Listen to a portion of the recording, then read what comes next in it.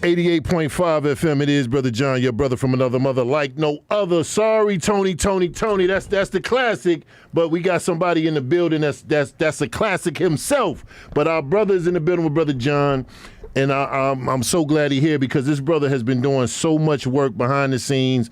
You know, it's not a camera following him everywhere, but he's everywhere in the community. And the one thing I respect about this brother, he don't have to post everything he does, but he does some impactful work. And now he has a golf tournament coming up, and we're going to talk about that. And then we're going to talk about something very near and dear to my heart, and I found out it's something very near to his heart. But my brother's in the building, Shelby County Commissioner Mickell Lowery. What's going on? What's going on, good brother? Good to be with you, man. Good to be here with you, man. Listen, first of all, thank you for all you do. You talking about me, man. I see you everywhere, man. Everything you're doing as far as impacting kids and everything else, man. So appreciate the work you're doing as well, brother. Man, and like you know how it is. It's like it's a tireless job. You know, it's a thankless job, but we do it every day, man. No doubt. So no good. doubt. All right, man. So what's been up, man? I'm seeing a little changes we got a new chairman? Yeah. And he told me some of the stuff he was doing. I said, well, man, when Mickell come on, how is it, man, dealing with the different chairs?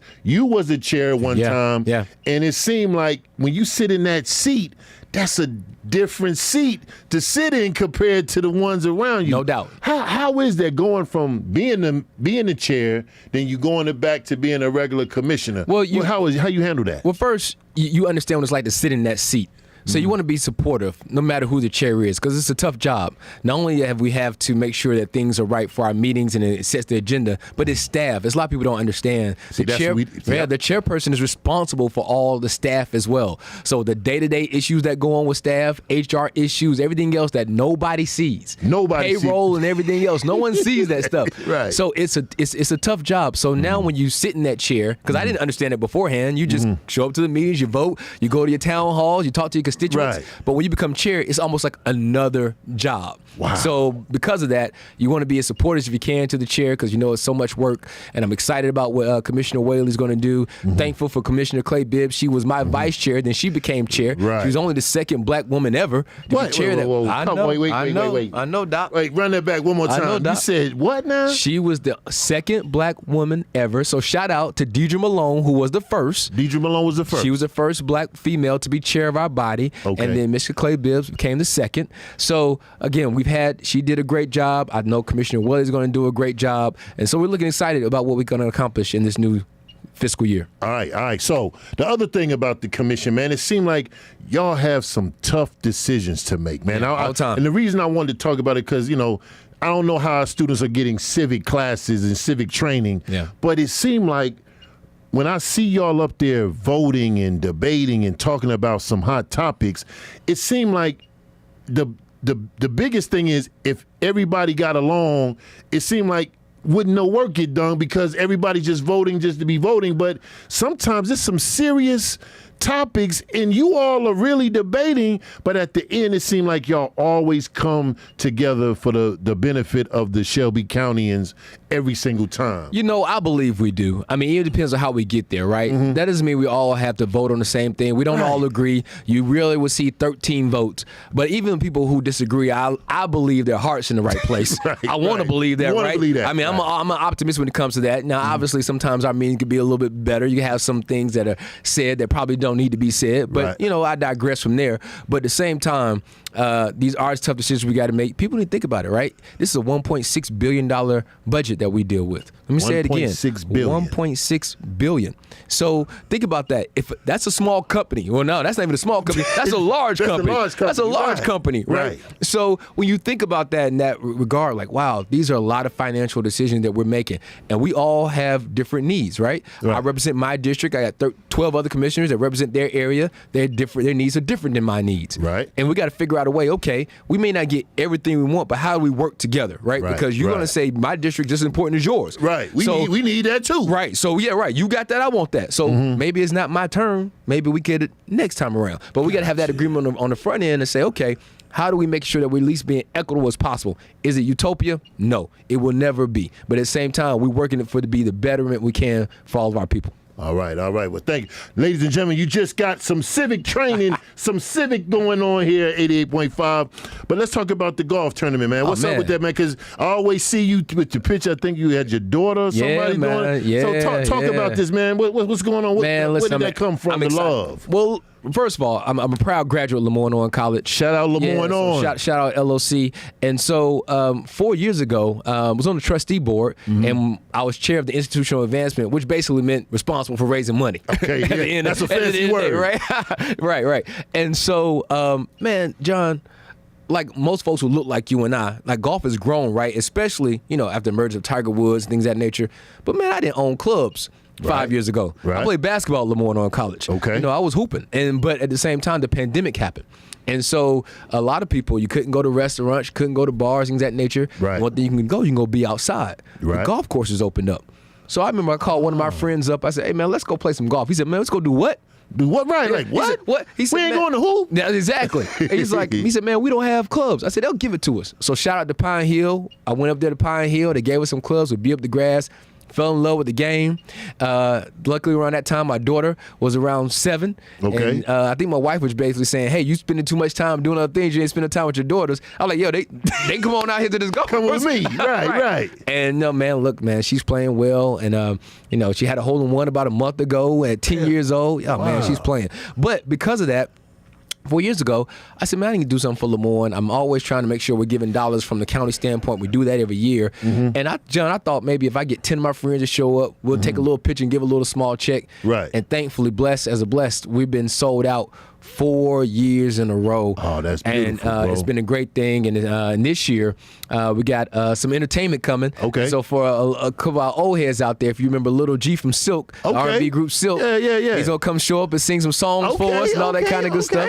And so again, it's sold out once again. But the hospitality tent's gonna be open at 11. It's gonna be at Miramichi Golf Course this Saturday. So if you want to come out and hang out, get a little food, hear a little live music, come on and hang out. And it's been a great benefit to Lemoyne-on College. So excited about it. Now, if you wanted to grow it or expand it, is that something that would benefit Lemoyne as well? Because if you get more sponsors or somebody hear this and say, hey, Brother Lowery, I want to cut a check. No doubt. You welcome to that, right? You're welcome to that.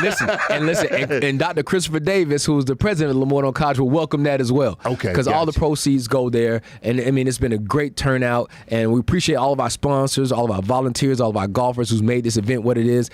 John, I probably turned down 10 teams because we just can't. We don't have any space. We can't do it anymore. Wow. So we got to make it even better next year and bigger for our 5th year. But the more sponsorships we get in, the more that Lemoyne can use that towards scholarships and everything else, and ultimately helping out some students who may not have the resources but still have the passion and the wherewithal to go to college. Man, look, I was over at Lemoyne the other day, and somebody was telling me that LOC used to put out teachers, like they used to produce teachers over there. So, and they said, no, if you went to Lemoyne and you went through the education program, you coming out, you teaching.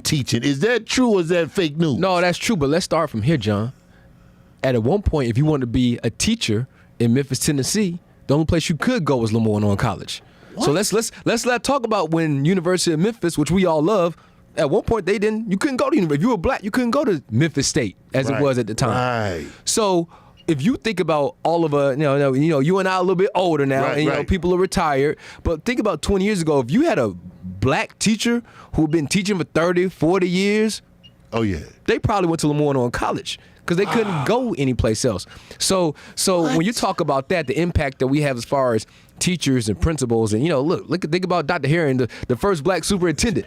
Went to LOC, right? I can go on and on about people, but yeah, definitely. I mean, and again, what they specialize is we don't have it called urban education, but essentially that's what it is, right? That's what it is. Think about what the percentages makeup of our students that are in our school system. Right. Think about Lemoyne-on College. They are equipped to deal with students that come from diverse backgrounds, things of that nature. So, listen, all of our teachers are doing well out there, no matter where you went to school at. But obviously, I got a soft place in my heart for LOC's teachers. I said, well, I'm going to be talking to Brother Lowery. I'm going to ask him that question because they was like, nah, we was producing teachers, like real certified teachers. And I was like, Lemoyne? You couldn't do it anyplace else, John. Dang. You couldn't do it anyplace else. So that's why education has such a big part of LOC's history and the teachers that we put out. What made you go to Lemoyne? Like, what was it about Lemoyne that made you do it? Because, you know, we in Memphis, and some people see we got LOC in our backyard, yeah, right? No doubt. And I see, you know, you got all these other colleges and stuff, but everybody that go to LOC,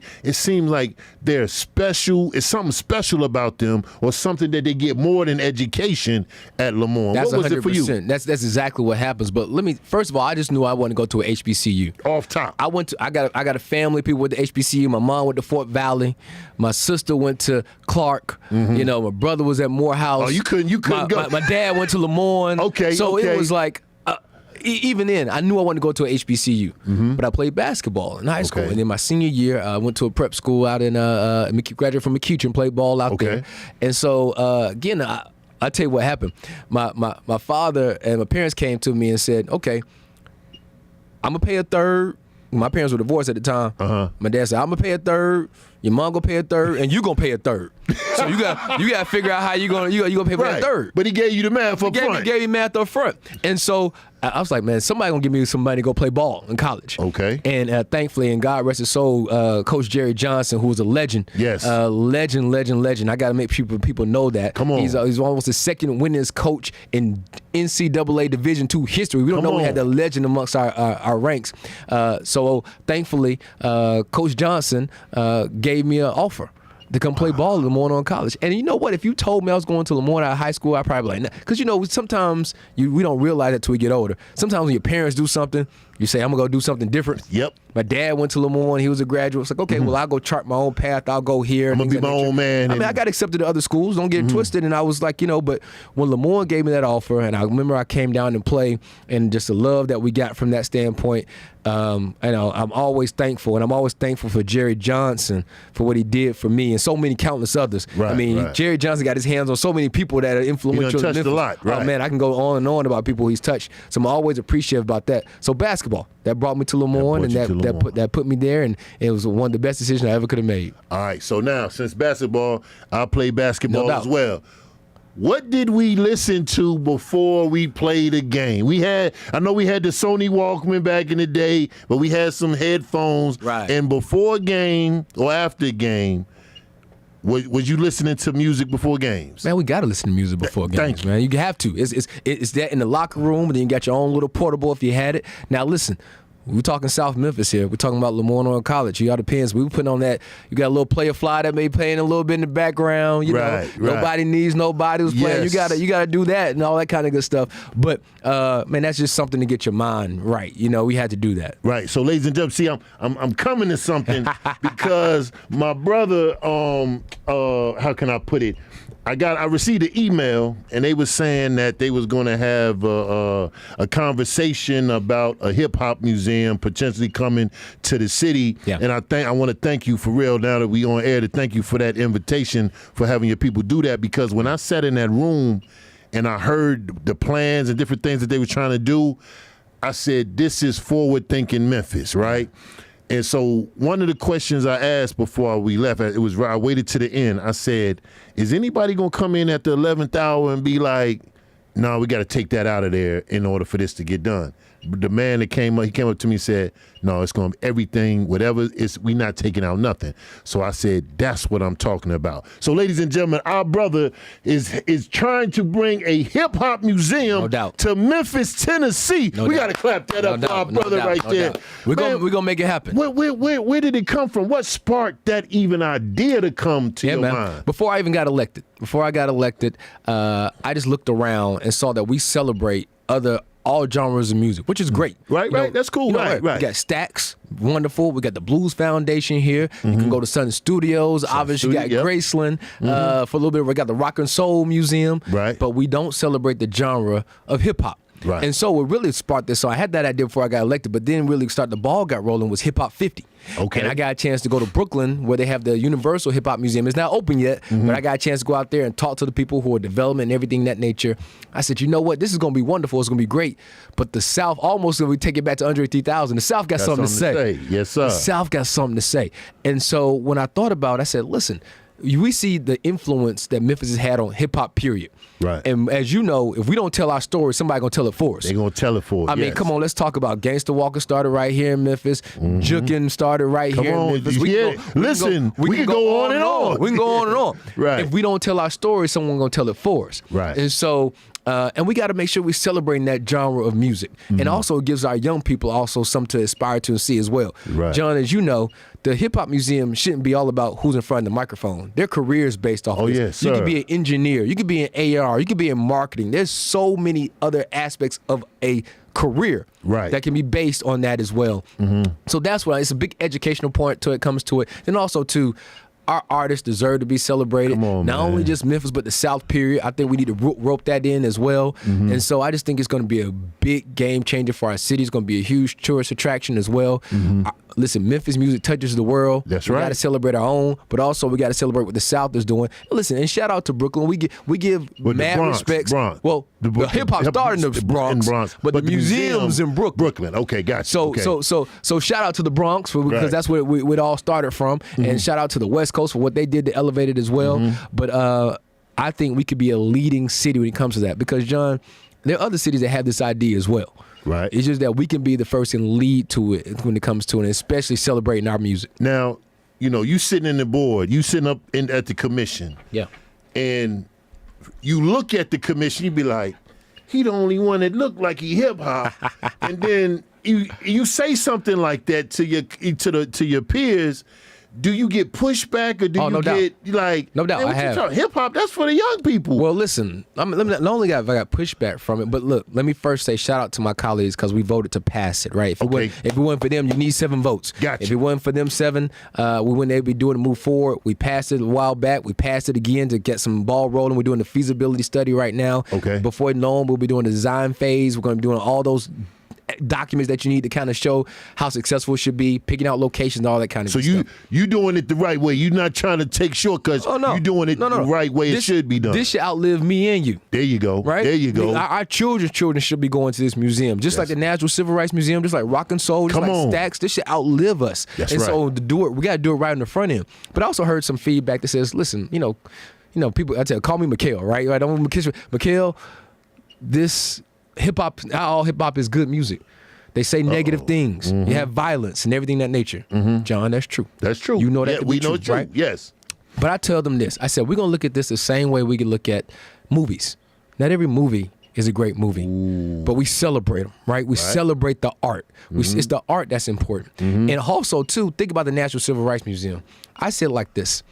When we enter the National Civil Rights Museum, there's some uncomfortable conversations that we have at first. Yes. Off top. They show you a video.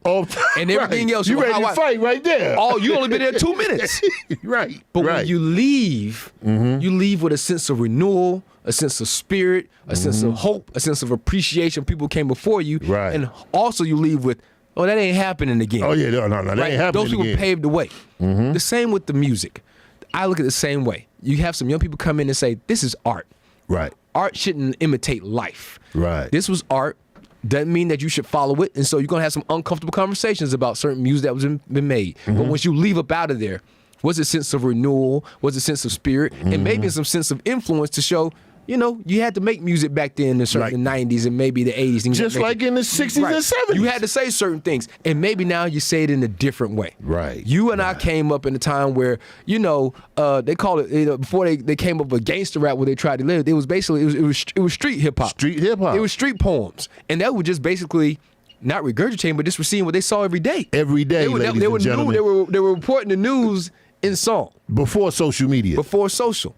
But now you also see that impacts people. Some people don't understand it's just art, so they go out and try to live that life and imitate it. So what about if we have our students and our kids go through and see, hey, that's art. That doesn't make your life. Let's show you about the other positive aspects of this, of our culture. Right. And not just music, John. Think the 4 elements of hip hop. We're talking about not only MCing, we're talking about graffiti, we're talking about DJ, we're talking about dance. But so now hopefully this center, this cultural center or museum will have things that talks about that. The dance or the juking what goes on, gangster walk. Now, really, I believe when we see murals, I believe that was birthed from graffiti.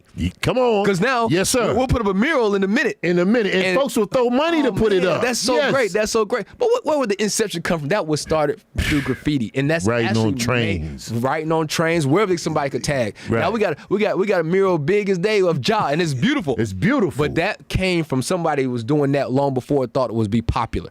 So we got to talk about those things in these cultural centers, museums. So it's not all about what's in front of the microphone. It's the culture. And that's the great point, because if somebody else on the commission come up with something for their culture, no doubt, it gives you a sense of pride where you can understand. You may not know 100% that genre or what they're doing, but it lets you see that, man, you supported me for mine. No doubt. You do yours. You got my support. I do that right now, John. I vote for things that don't have no impact on my district at all. Right. But somebody says, you know what, my district needs a skate park. I'm like, you know what, people need something to do out there. That's a yes on that. Or my district needs whatever it may be.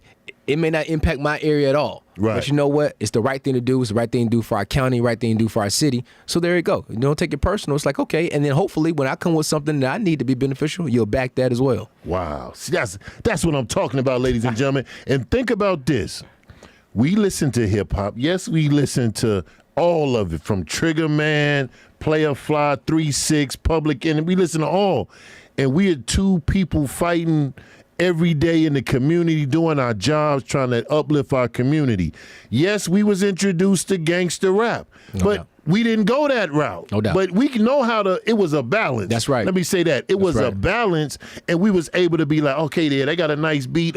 I'm not going to go out here and put my hands on a woman. Right. But the way this beat sounded, and we listening before a game, because remember, we both agreed. We listened to music before the game to get our minds right to play the game. We didn't go out to the game to fight. No doubt. But we need to get our mind right. Hey, listen, one of my favorite movies was Scarface. Still is. I can watch it anytime.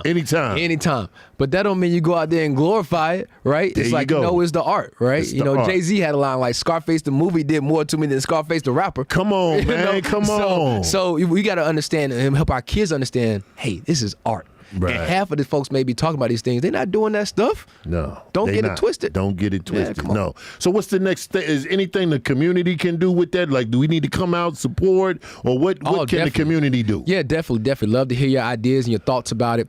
We've been having focus groups, so thank you again for participating in that. When they talked about who should be there, I made sure they had your name and everybody else. So if you have some interest and you want to be part of our focus groups, because we're going out to community, because this is going to be a community project at the end of the day. It's not going to belong to me. It's not going to belong to you. Like I said, it should outlive all of us. Right. So if you have interest, just call 222-1000. Again, that's 222-1000. Ask to speak to Shelby. We get you plugged in. I got to give a quick shout out too, because who's leading this efforts on the ground is Trust Marketing. And for those who don't know what Trust Marketing is, that's led by Howard and Beverly Robertson. Okay. And folks who may not remember, Beverly Robertson was executive director and CEO of the National Civil Rights Museum for the first 20 years. Come on, man. So if you're talking about somebody who knows museums and then knows museums about folks who look like you and I, and the fact that they're leading this effort, I couldn't be more happy that they're involved in the project. That's beautiful, man. And I hope it gets nothing but support, because we need something like that. And even look at Glorilla. I saw a clip of Rihanna singing her song. So like you said, Memphis is impacting the world. And Glorilla came up here and the whole world know who she is, and she's proud to say she from Memphis. And having a museum, come on, bro. That's the icing on the cake. Listen, we're getting to a point now where we're celebrating our artists. We celebrate our own. We just saw 8-Ball MJG get the street renaming in Orange Mound. I mean, the communities, it was beautiful. Beautiful, and again, we see the good things that Gorilla's doing. Now, listen, when you start naming artists, you got to name them all. So I'm going to stop right there. I'm going to stop. We know who you are. Everybody in Memphis blowing. But again, they're having such positive impacts on our community, and that's what it is about. We need to celebrate them, and also, too, we need a place where they can come back and say, hey, look the impact I had, and I get celebrated at home. So many people thought I got to move to Atlanta. I got to move to Houston. Houston. Go someplace else. I got to heck. You know, some of our artists did because that's what the opportunity was. Suave House, what was that at, right? Yep. People go down to Atlanta, things of that nature. You know, we don't have to do that. We got to make sure that we have opportunities for not only our artists to shoot videos here, record music here, and then also be celebrated right here in Memphis. And that's the trifecta right there. No doubt. But look, Brother Lowery, man, thank you, man. I really appreciate you, man. See, this is why it's important that we get y'all on a regular, because so much is going on in the community need to hear it on the radio, on Facebook.